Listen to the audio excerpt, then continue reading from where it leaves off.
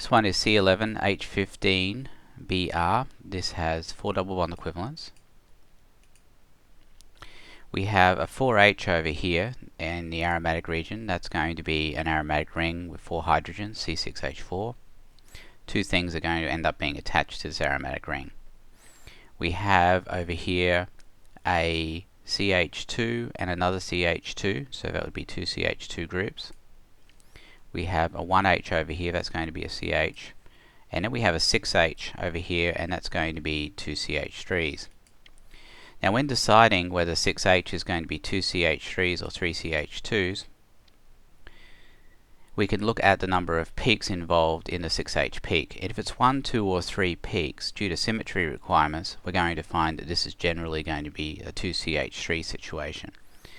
If it's going to be 4 peaks, then we're probably looking at a 3 CH2 situation. And what you can do is you can stop the video now and you can read about the reasoning for all of this, but in our case we've definitely got 2 CH3s for this peak. Looking at what we have left over here, we have an O and we have a Br. So the O is going to be this one here, and we have the bromine. So everything's counted down to 0. This should be the correct pieces, and now we can put it together. Now here's a couple of things that we can see. We've got these 2 CH2s here, and you can see that they each have 3 peaks. So what that means is that this CH2 must be next to something that's got 2 hydrogens, probably a CH2. And this CH2, it has the same situation, so it's next to something that's got 2 hydrogens. So we can probably be fairly confident that 2 CH2s are next to each other. Further, what we know is that on either side of these we can't have a CH or a CH3 attached, because let's say there was a CH3 attached to this CH2 over here. That would mean that this CH2 would see both the CH2 and the CH3, and it would be 5 adjacent hydrogens, which would lead to 6 peaks for this CH2. We're just not seeing that.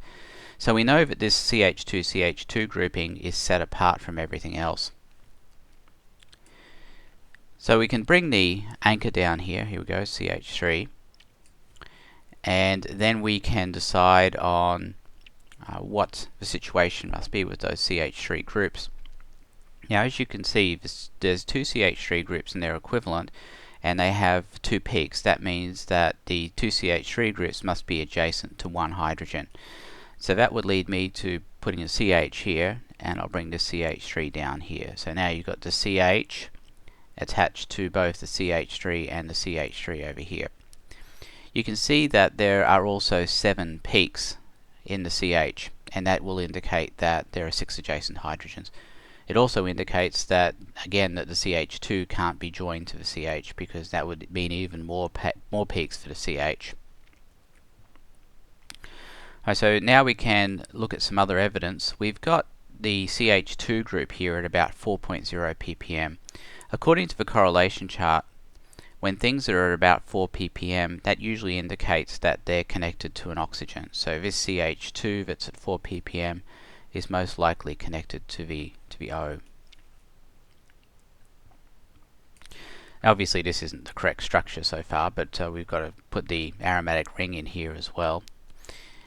The other thing we can see is that we've got a CH2 group at about 3.6 ppm. Now if we look at the correlation chart, we can see that CHs connected to Brs are in the same region as the CHs connected to oxygens, but often they're a little bit lower in ppm value, a little bit more upfield for those. I'd be fairly confident going ahead and putting the bromine over here. So now all that's left here is to decide, well, where does this aromatic ring go? So I would say that the aromatic ring is going to go in between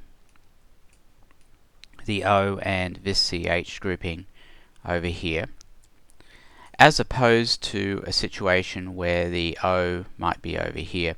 Again, we know that the O has to be connected to the CH2 because of where it is, so I'm going to have to leave that connected over there. And that means that the only place we can really put the aromatic ring and still have everything line up is to put it here, and that should end up being the correct structure.